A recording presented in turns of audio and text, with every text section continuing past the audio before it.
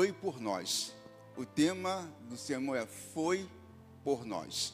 Foi por mim, foi por você e foi por nós. Então, abra sua Bíblia, por gentileza, lá em João capítulo 8, no seu versículo 46. Se você soubesse que uma pessoa sofreu por você, morreu por você, o que você faria? Eu teria um coração grato. Eu teria uma gratidão. Isso é importante destacarmos isso. Se alguém morrer por mim e sofrer por mim, eu tenho uma gratidão. Eu tenho uma gratidão. E gratidão é retribuição. Há uma canção que diz assim: morri na cruz por ti. O que fazes tu por mim? Jesus, ele é rodeado de pessoas, e Jesus sempre recebe acusações, e recebe ofensivas, e recebe perguntas. Nesse texto, Jesus ele faz uma pergunta para aquelas pessoas que eram seu patrício e os seus contemporâneos. Ele diz assim: quem dentre vós me convence de pecado? Em outras palavras, ele falou assim: quem dentre vós me convence que eu sou um pecador? É o que ele está perguntando. Vocês me convencem que eu sou um pecador? Ele desafiou aquelas pessoas daquela época em perguntar: vocês me convencem que eu sou um pecador?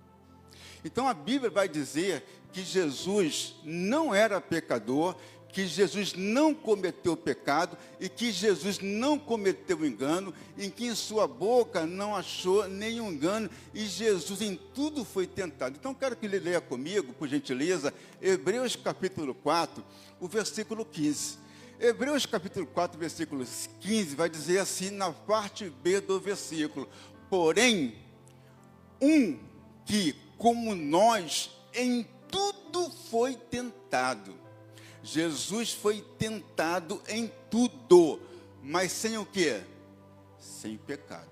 Jesus como um ser humano, Jesus como homem, ele foi tentado em tudo que você imaginar, mas o texto termina, mas sem pecado. O outro texto, 1 Pedro capítulo 2, o verso 22, vai confirmar de que Jesus não cometeu pecado, que Jesus na sua boca não houve nenhum engano, assim diz, o qual não cometeu pecado, nem na sua boca se achou o quê? Engano. Então os três textos mostram o seguinte, ó: Jesus não era pecador, Jesus não cometeu pecado. Se ele não era pecador e se ele não cometeu pecado, por que ele morreu? Porque 2 Coríntios capítulo 5, verso 21, fala que Jesus, ele se fez pecado por nós. Aquele que não conheceu o pecado, o fez pecado por quem? Por nós. Então, é bem claro, é bem evidente que Cristo, ele morreu pecado por nossos pecados. A Bíblia diz em Romanos capítulo 5, versículo 8, o seguinte, mas Deus prova o seu amor para conosco, em que Cristo o quê? Morreu por nós, sendo nós ainda o quê? Pecadores. Isso é um fato da morte do nosso Senhor e Salvador Jesus Cristo. Está em 1 Pedro capítulo 2, o verso 24. Em 1 Pedro capítulo 2, verso 24, vai dizer também a respeito disso, que ele morreu por nossos pecados, ele morreu por nós. Em 1 Pedro capítulo 3, verso 18, vai dizer que Cristo morreu pelos nossos pecados. Isso é fato. Ele não morreu por um acidente. Ele não morreu por engano, ele não morreu para ser um mártir, para poder marcar a história. Ele morreu por mim, por você e por nós. Aí eu pergunto a você, que está aqui, o que você tem feito por Cristo? Qual é a sua gratidão? Porque gratidão, querido, é retribuição.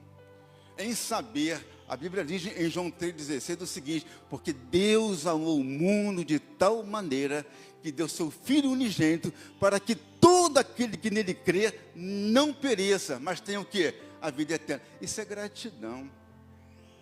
Agradecer de boca para fora é um bom início, entretanto, não é o bastante. A melhor forma de a gente agradecer a Deus é a gente, de fato, abrir o nosso coração e seguir e servir a Cristo. Largar esse mundão aí, esse mundão de carnalidade, esse mundão que jaz no maligno, e seguir a Cristo e servir a Cristo.